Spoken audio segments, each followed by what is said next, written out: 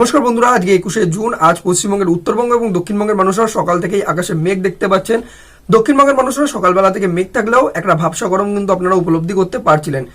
আজ কিন্তু পশ্চিমবঙ্গের উত্তরবঙ্গের প্রায় 2 জেলাতে লাল সতর্কবার্তা এবং প্রায় কিন্তু 3 জেলাতে কমলা সতর্কবার্তা রয়েছে, যেখানে ভারী থেকে অতি ভারী বৃষ্টিপাতের আশঙ্কা রয়েছে। এখন অব্দি আলিপুর আবহাওয়া দপ্তর জানিয়েছে যে পশ্চিমবঙ্গের উত্তরবঙ্গ এবং দক্ষিণবঙ্গ সব জায়গাতেই মোটামুটি হবে আকাশ এরকমই থাকবে, যে বজ্রপাত, বৃষ্টিপাত এবং সাথে সাথে কিন্তু কালো মেঘ এবং সাথে সাথে কিন্তু ভালো দমকা হাওয়াও কিন্তু উপলব্ধি করতে পারবেন। এবং সাথে সাথে দেখতে গেলে আমাদের পশ্চিমবঙ্গের দক্ষিণভাগের সমুদ্র তটের যেসব জেলাগুলো রয়েছে সেখানে আপনারা কিন্তু বিকালের দিক করে কালবৈশাখী উপলব্ধি করতে পারবেন।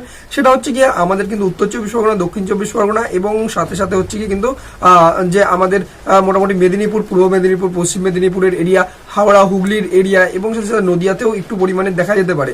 এরপরে যদি আমরা একটু উত্তরের দিকে আসার চেষ্টা করি, সেক্ষেত্রে মালদা, উত্তর দিনাজপুর, দক্ষিণ দিনাজপুরের এরিয়াটাতে একটু রকম আপনারা কালবৈশাখী দেখা যেতে পারে। কিন্তু আমাদের যে উত্তরবঙ্গের এরিয়া রয়েছে সেখানে আমাদের জলপাইগুড়ি এবং সাথে সাথে কিন্তু যে কুচবিহারের এরিয়া রয়েছে এবং শিলিগুড়ির এরিয়া, মাথাভাঙা, ফালাকাটা, দিনহাটা, কুচবিহারের এরিয়া এবং সাথে সাথে হচ্ছে কিন্তু আলিপুরদুয়ারের এরিয়া এবং অন্যদিকে দেখতে গেলে এর পার্শ্ববর্তী আমাদের যে দার্জিলিং এবং কালিম্পং এর এরিয়া রয়েছে এখানে আপনারা কিন্তু ভালো রকম বৃষ্টি এবং এক্সট্রিমলি রেন, হেভি রেন আর কি দেখতে পারবেন।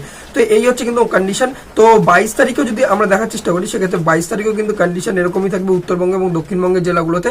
তো মোটামুটি ভাবে যদি 925 হেক্টোপাস্কেলের কথা বলি, সেক্ষেত্রে বঙ্গোপসাগর থেকে পুরোপুরিভাবে কিন্তু মৌসুমী বায়ু প্রবেশ করছে এবং এর জন্য কিন্তু এরকম বৃষ্টিপাতের আশঙ্কা রয়েছে এবং আগামী 48 ঘন্টায় আরো বেশি পরিমাণের কালবৈশাখী এবং সাথে সাথে কিন্তু উত্তরবঙ্গের বৃষ্টিপাতটা কিন্তু এরকমই বহাল থাকবে।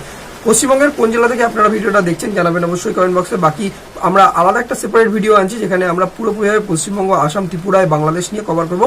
সেটা দেখতে হলে অবশ্যই আবহাওয়া দর্পণকে ইউটিউবে সাবস্ক্রাইব করে রাখবেন। দেখা হচ্ছে আপনাদের সাথে পরবর্তী আবহাওয়া আপডেটের সাথে।